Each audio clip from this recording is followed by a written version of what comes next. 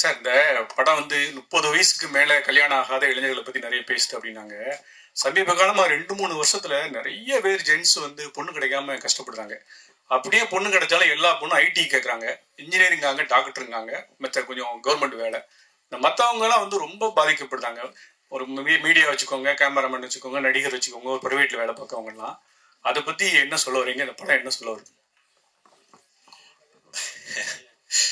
சரி, இது இது இது வந்து நிறைய விஷயங்களை பத்தி பேசுது. இப்ப நீங்க சினிமா இந்த மாதிரி விஷயம் சொல்லும் போதே எனக்கு பிரியன் சொல்லியிருக்காரு, அவருக்குன்னு கல்யாணம் நடக்குதுங்கிற போது நீ சினிமாவில் இருக்க, உனக்கு எப்படி அவ்வளோ ஈஸியாக பொண்ணு கிடைச்சிச்சு அப்படின்னு கேட்டாங்களாம்.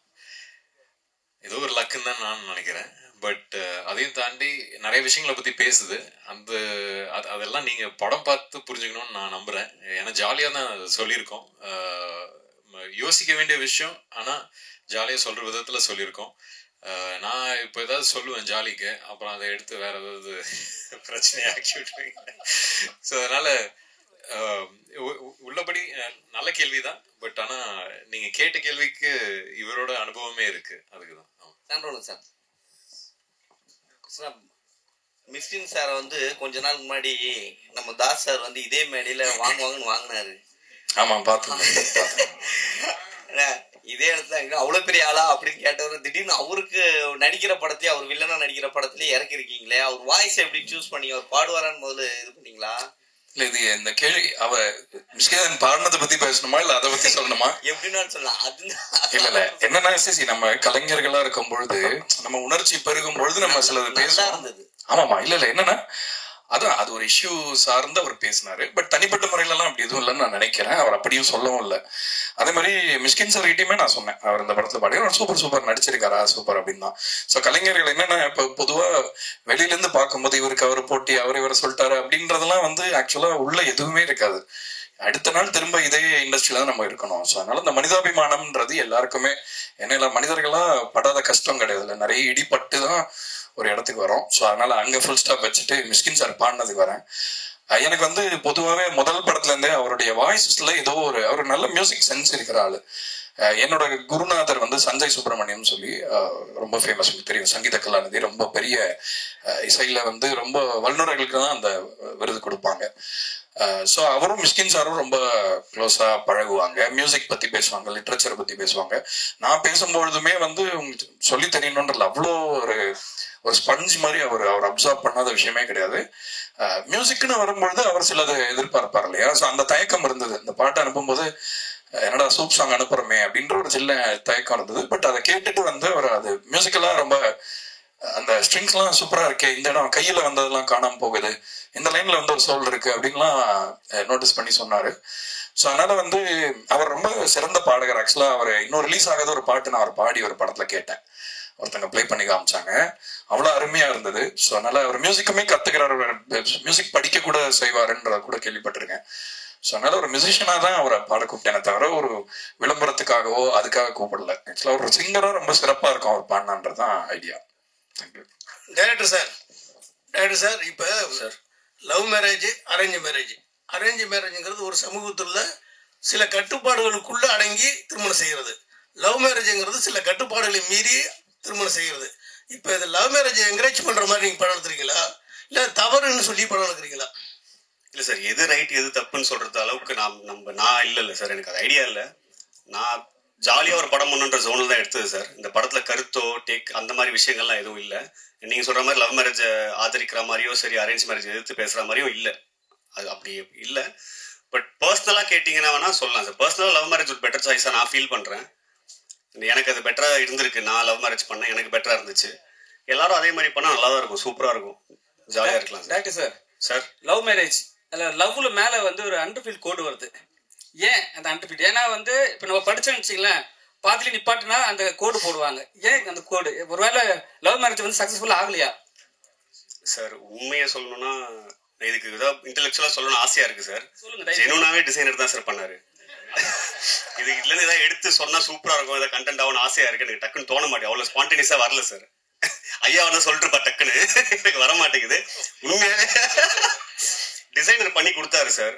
என்கிட்ட ஒரு ஃப்ரெண்ட் இருக்கார், ரொம்ப இது பார்க்குற ராசி பார்க்குற ஒரு ஃப்ரெண்ட் ஒருத்தர் இருக்காரு, இங்கே கூட இருக்காரு, சொல்ல விரும்பல. அவர் வந்து மேலே இழுத்து இருக்கு, இது கீழே இறங்கி இருக்கு, என்ன ராசி பார்த்தீங்க அப்படின்னாரு. எனக்கு ஒரு மாதிரி ஷாக்கிங்காக இருந்துச்சு. நான் 8-10 வருஷம் சினிமாவில் இருக்கு, இப்படி ஒரு ராசி யாருமே சொன்னது இல்லையே, எப்படின்னு யோசிச்சாரு. இப்போ நீங்கள் அதை கேட்கும் போது எனக்கு அதுதான் சார் ஞாபகம் வருது. பட் ரேண்டமாக டிசைனர் பண்ணார் சார், எல்லோ டூத், ஒரு Kerala designer sir. Music director sir. Sir எப்பவுமே வந்து மிஷ்கின் சார் வந்து இளையராஜா பத்தி தான் பெருமையா பேசிட்டே இருப்பாரு. அவர்கிட்ட கேட்டா பாடல்கள் வந்து என்ன வேணா சொல்லுவாரு. சோ உங்ககிட்ட ஏதாவது சொன்னாரா, இல்ல அவர் பண்ற பாட்டு தான் பண்ணுவேன்னு சொல்லியிருந்தாரா, மென்ஷன் பண்ணியிருந்தாரா? என்ன உங்க லாஸ்ட் இது என்னன்னா இளையராஜாவுக்காக தான் நான் பாடுவேன்னு ஏதாவது சொல்லியிருந்தாரா? இல்ல அவர் நம்மளுக்கா பாடி இருக்காரு, அப்படி இல்ல. அதாவது என்னன்னா, நான் அதை எப்படி புரிஞ்சுக்கிறேன் உங்க கேள்வின்னா, அவர் வந்து ரொம்ப என்டார்ஸ் பண்ற ஒரு கலைஞரா இளையராஜா சார் தான் இருக்காரு. மத்தவங்களுக்கு எப்படி பாடுறாரு அப்படின்றதான் உங்க கேள்வியா? ஓகே. ஸோ ஆக்சுவலா என்னன்னா, நம்ம எல்லாருமே இப்ப நானுமே வந்து ராஜா சாருக்கு ஒரு பாட்டு பாடினேன்னு ரிலீஸ் ஆகலாது.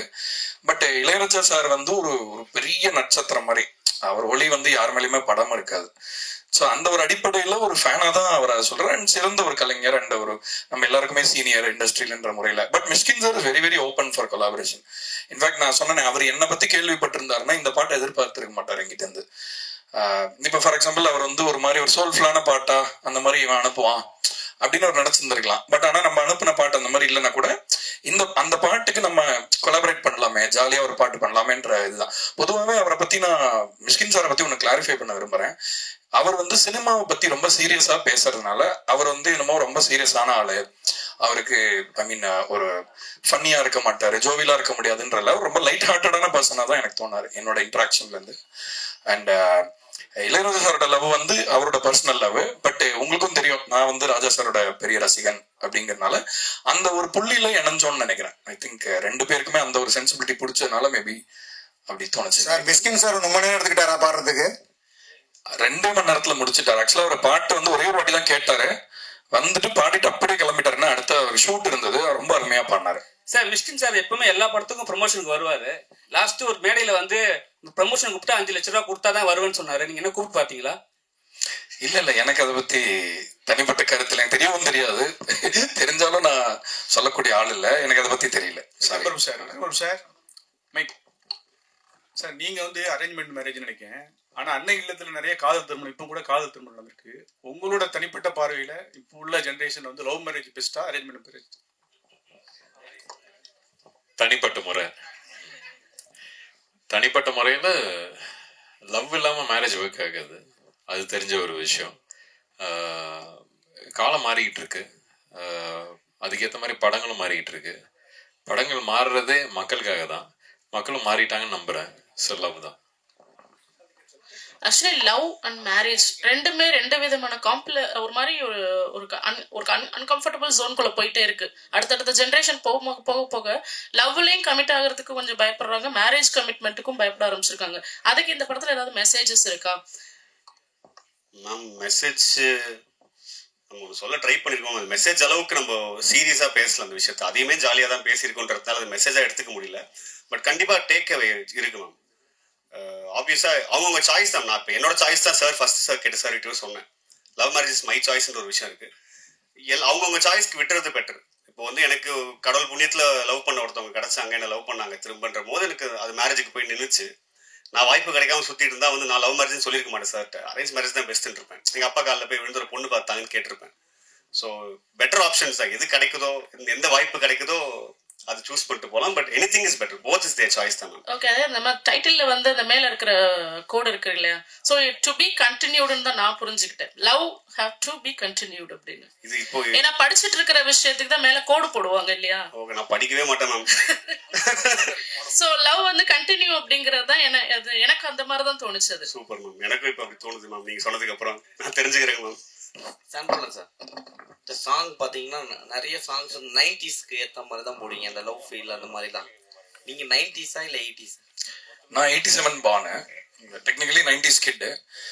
என்னன்னா மியூசிக்ல வந்து இப்போ மியூசிக்கோடைய பரிமாணம் மாறி இருக்கிறது உண்மைதான். பட் ஆனால் உணர்ச்சி வந்து பழைய மியூசிக்ல நிறைய இருக்கிறதா நான் நினைக்கிறேன். ஸோ அந்த ஒரு பிரதிபலிப்பு நம்ம கேட்டு வளர்ந்ததை நம்ம மிஸ் பண்ணிடக்கூடாது யாருன்றதுக்காக அதை நம்ம திரும்ப அதை இது பண்றோம். இன்னொன்னு, நம்ம மண்ணிலே இருக்கிற இசையோட ஒரு நீட்சியா நம்மளும் இருக்கணும்ல. நம்ம இந்த மரத்துல நம்ம ஒரு சின்ன இலையா இருக்கும், நம்ம வேற ஏதோ ஒரு இதை வந்து இம்பைப் பண்ணிக்கிறதுக்கு முன்னாடி நம்மளுடைய கிரவுண்டிங்ல ஸ்ட்ராங்கா இருக்கணும்ன்றனால ரெப்ரஸன்டேஷனுக்காக மேக் ஷுர் நம்ம ஒரு கேட்டா இது எந்த ஒரு மியூசிக் பாருன்னா தமிழ் மியூசிக் அப்படின்னு யாராவது சொல்லணும் உலகத்துல. ஸோ அதுக்காக தான் நான் மேக் ஷுர் அந்த நேட்டிவான விஷயத்த அலைவா வச்சுக்கணும்னு நினைக்கிறேன். டைரக்டர் சார், நீங்க டாக்டருக்கு இது பண்ணிக்கணும்னு சொன்னாங்க சார். ஒரு பேஷண்ட் வந்தாங்கன்னா குணமாயிட்டா ஒரு ராசியான டாக்டர் அப்படி சொல்லுவாங்க. நீங்க ராசியான டைரக்டரா ஆகிறதுக்கான வாய்ப்பு இந்த படத்துல இருக்கா? கண்டிப்பா இருக்குன்னு நம்புறேன் சார். இருக்கணும்னு ஆசையும் படுறேன். டைரக்டர் சார், அதே கேள்வி டாக்டர் கேள்வி. இன்னைக்கு டாக்டர் படிப்புலாம் அவ்வளவு முக்கியமானது. ஒவ்வொரு சீட்டுக்கு அவ்வளவு போராடுறாங்க. நீங்க டாக்டர் அவ்வளவு படிச்சுட்டு பேஷண்ட் பார்த்து டைரக்டரா இருக்கீங்களே, ஒரு டைரக்ஷன் கோர்ஸ் படிச்சு அந்த கோர்ஸ்ல யாராவது பார்த்து ஏதோ ஒரு இது பண்ணி ஒரு எவ்வளவு மக்களை காப்பாத்திக்கலாம். கண்டிப்பா பண்ணிக்கலாம் அப்படிலாம் டாக்டரா? எவ்வளவோ சொன்னேன் சார், எங்க அப்பா கிட்ட இதுதான். இதே தான் சார் சொன்னேன் சின்ன வயசுலயே. நீங்க சொல்றதே வேற டோன்ல எனக்கு தெரிஞ்ச விதத்தை சொல்லி பாருங்க. அவரு அக்செப்ட் பண்ணிக்க தயார். எல்லா பேரண்ட்ஸ்க்கும் ஒன்று இருக்கும். சினிமாக்கு போறான் வீட்டுல இருந்து ஒருத்தன்னும் போது ஒரு ஸ்டெப் பேக் ஐயோ பயந்துருவாங்க சார். ஸோ எடுத்த உடனே ஒரு 99% ஃபெயிலியர் ரேட் இருக்கு ஒரு இண்டஸ்ட்ரிக்கு. நீ போற நாளை பின்ன சிக்கி சின்னாமட போய் நடுத்தருக்கு வந்தா என்ன பண்ணுவேன் அப்படின்ற ஒரு கேள்வி வந்துச்சு. வடிவேலோட அப்பா கொடுப்பாரு சார், பொட்டியை தர உதவுன்னு சொல்லிட்டு. அந்த மாதிரி எங்க அப்பா அந்த டாக்டர் டிகிரி கொடுத்தாரு நம்புறேன் சார். ஆனா ஈஸியா இருக்கும்னு நினைச்சேன் சார். ரொம்ப பெரிய போராட்டம் சார். 5.5 வருஷம் டிகிரி சார், 6.5 வருஷம் படிச்சேன் சார். டிபார்லாம் ஆயிட்டேன் சார். ரொம்ப பெரிய போராட்டமா சார் இருந்துச்சு. விக்ரம் சார், டேரக்டர் ஸ்டேஜ்ல சொன்னாங்க எனக்கு கதையே சொல்ல தெரியல, சொல்ல தெரியாது சொல்லிட்டு டேரக்டர் உங்ககிட்ட சொல்லிட்டேன்னாங்க சார். அவர் கதை சொல்லும் போது உங்களுக்கு என்ன தோணுச்சு ஸ்கிரிப்ட் எடுத்து கொடுக்கும்போது? இல்ல